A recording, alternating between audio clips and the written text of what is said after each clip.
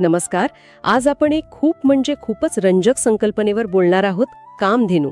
भारतीय संस्कृतीतलं तिचं स्थान खूप महत्वाचं आहे. हो, नमस्कार. आपल्याकडे काही संदर्भ आहेत.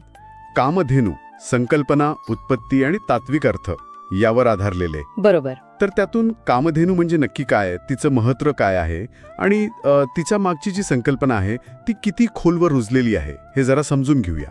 उत्तम. चला तर मग या दैवी संकल्पनेच्या मुळाशी जाऊया. सुरुवातीला कामधेनूची ओळख. म्हणजे काम म्हणजे इच्छा, धेनू म्हणजे गाय.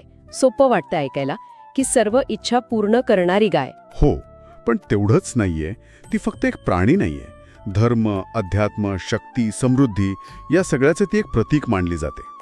म्हणजे केवळ भौतिक इच्छा नाही, तर अजून बरंच काही आहे. अगदी. तिच्या उत्पत्तीच्या कथा पाहिल्या की हे जास्त स्पष्ट होतं. सगळ्यात जास्त ऐकलेली कथा कोणती, तर समुद्रमंथनाची. हो, ती तर माहितीये बऱ्याच जणांना. देव आणि दानवांनी अमृत काढण्यासाठी जेव्हा समुद्र मंथन केलं. बरोबर.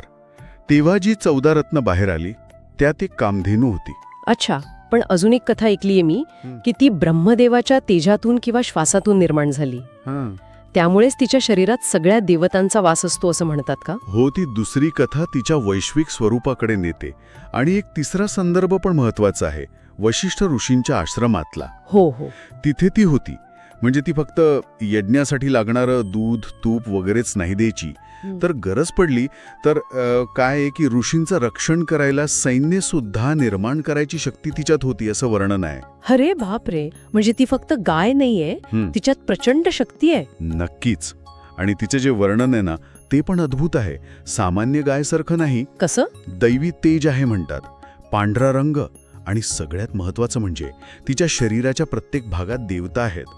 डोक्यात ब्रह्मदेव, खांद्यावर अग्नी, पायात विष्णू, शिंगान शंकर, डोळ्यान सूर्यचंद्र.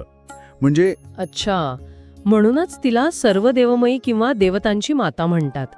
हे फक्त एक अलंकारिक वर्णन आहे की यामागे काही गहन अर्थ आहे? नाही, हे फक्त अलंकार नाही. हे एक प्रतीक आहे एकात्मतेचं. म्हणजे संपूर्ण देवमंडळ एकाच अस्तित्वात समावलंय हा विचार यामागे आहे. जणू काही विश्वाचं चैतन्यच एका गायीच्या रूपात आलंय. समजलं. आणि यामुळेच तिच्याशी जोडलेल्या ज्या कथा आहेत त्यांना अधिक महत्त्व येतं. जशी ती वशिष्ठ आणि विश्वामित्र ऋषींची कथा. हो. ती खूप प्रसिद्ध आहे.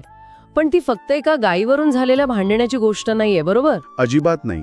जेव्हा विश्वामित्र, म्हणजे तेव्हा ते राजा होते, वशिष्ठांकडे कामधेनू मागायला येतात.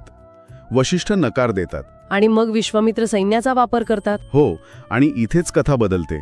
कामधेनू स्वतःहून वशिष्ठांकडे राहते आणि ती स्वतःच असंख्य योद्धे निर्माण करून विश्वामित्रांच्या सैन्याला हरवते. खरंच? स्वतःहून? हो.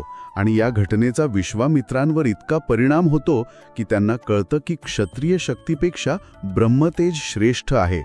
मग ते राज्य सोडून ब्रह्मर्षी होण्यासाठी तप करायला निघून जातात. विचार करा, एका गायीमुळे एका राजाच्या आयुष्यात इतका मोठा बदल.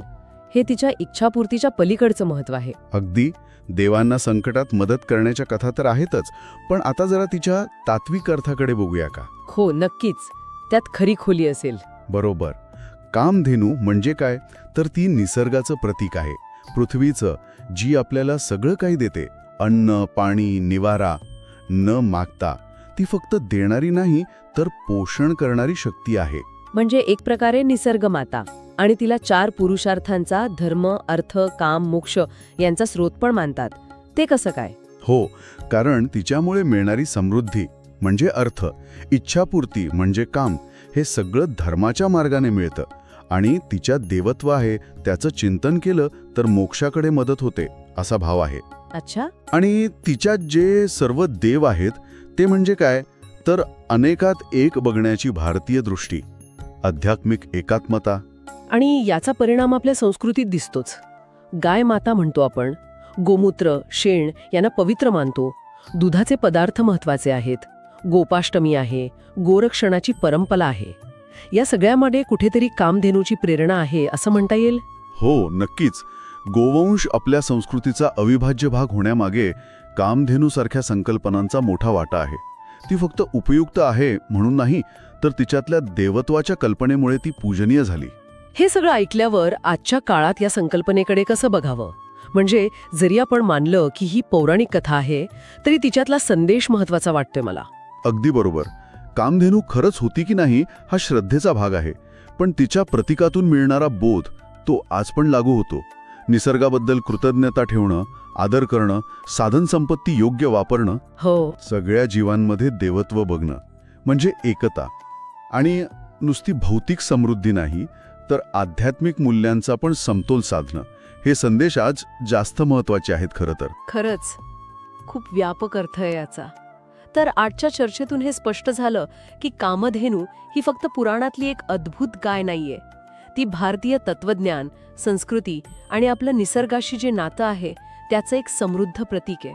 ती एकाच वेळी माता आहे, देवी आहे, निसर्ग आहे आणि जीवनावश्यक गोष्टी पुरवणारी शक्ती आहे. सर्वस्व देणारी, पोषण करणारी, अगदी आध्यात्मिक उन्नतीचा मार्ग दाखवणारी संकल्पना. या सगळ्या चर्चेनंतर एक विचार मनात येतोय की कामधेनूसारख्या संकल्पना हजारो वर्षांनंतरही आपल्या मनात, आपल्या संस्कृतीत इतक्या जिवंत कशा राहतात. आणि निसर्गाला, अगदी एका गायीला देव मानण्याची ही दृष्टी आज जे पर्यावरणाचं संकट उभं आहे त्या काळात आपल्याला काही नवीन शिकवून जाऊ शकेल का, यावर खरंच विचार करायला हवा.